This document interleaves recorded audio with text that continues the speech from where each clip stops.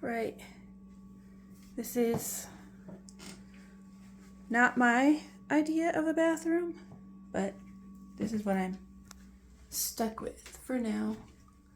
This old fan was venting into the attic. Has some really gross dust on it. It's not mold, it is disgusting dust. I need to poke a hole in the roof, get the vent out the roof. So I don't use this, it's unhooked, it was broken anyway. It sounded like a growly monster. I wish that was tile, and I would have done it already if I had another bathroom. But when you have one bathroom, oh boy, you have to think about, okay, what am I gonna do? How am I gonna rip it apart? And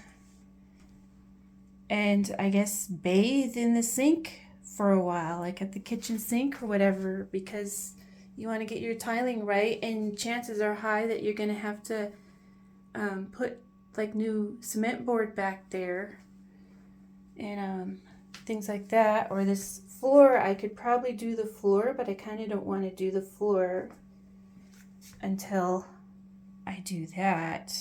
But I might give in and do the floor because it's ugly. So I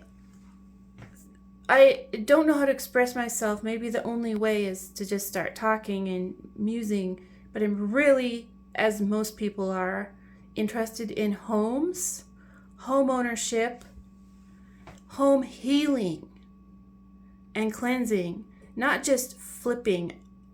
That's something I want to talk about, but home healing and getting people into homes, especially young people with kids. It's a serious problem in the world and in the United States of America. We are a rich country under some kind of curse when it comes to homes. And we are treating them so wrong. And then it's just disgusting. And I do feel like some of the millennial generation is figuring it out.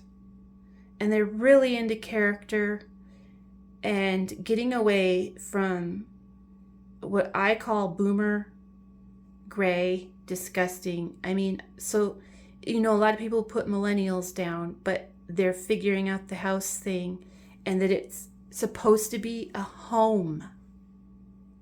Like it really is. Home is where the heart is.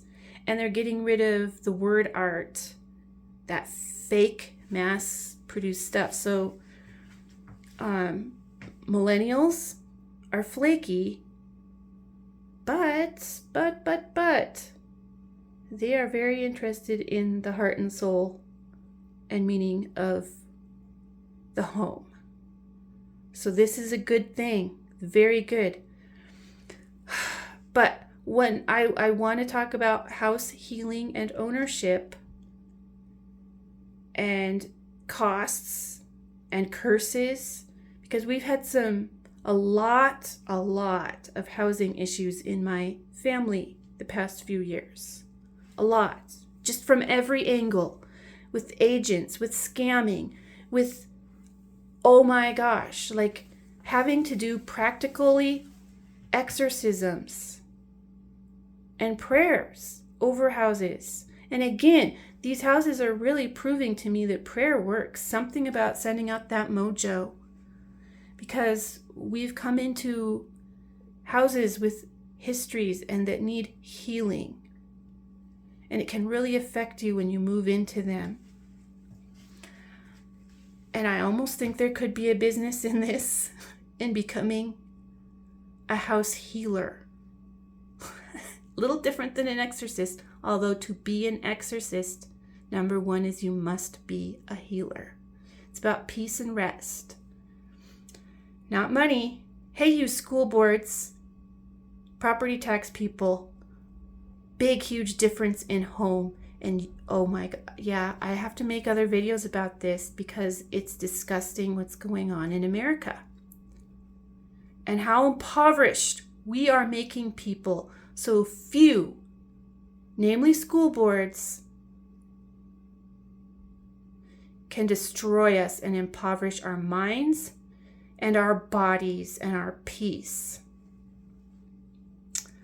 But one thing I wanted to talk about here on my bathroom is the female home flipper, improver, influencers who always go, oh, I got a $1 house and look at me and what I did. Ooh, and I renovated this all by myself. And then they have all the posing videos of them. It shows their ass shots. It shows them pounding at some bricks.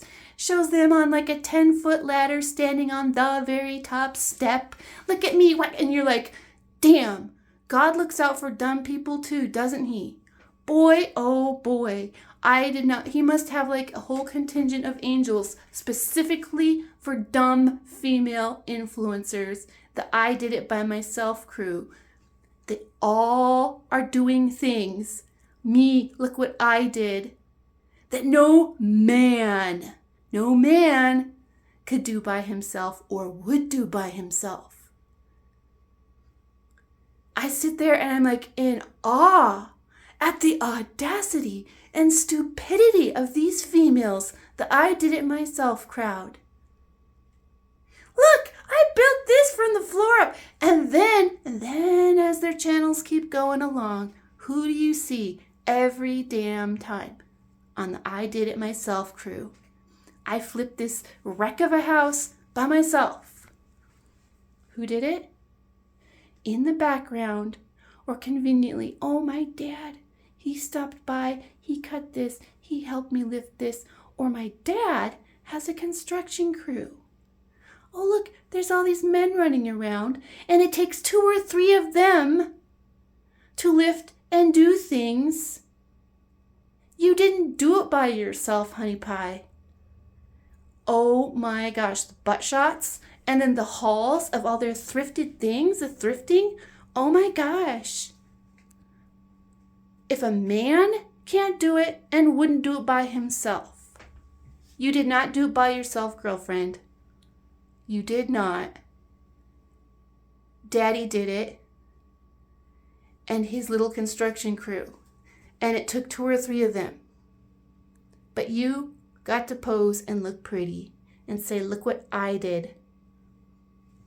All by myself. Robinson Crusoe. Okay, girlfriend, but I want to talk about these things.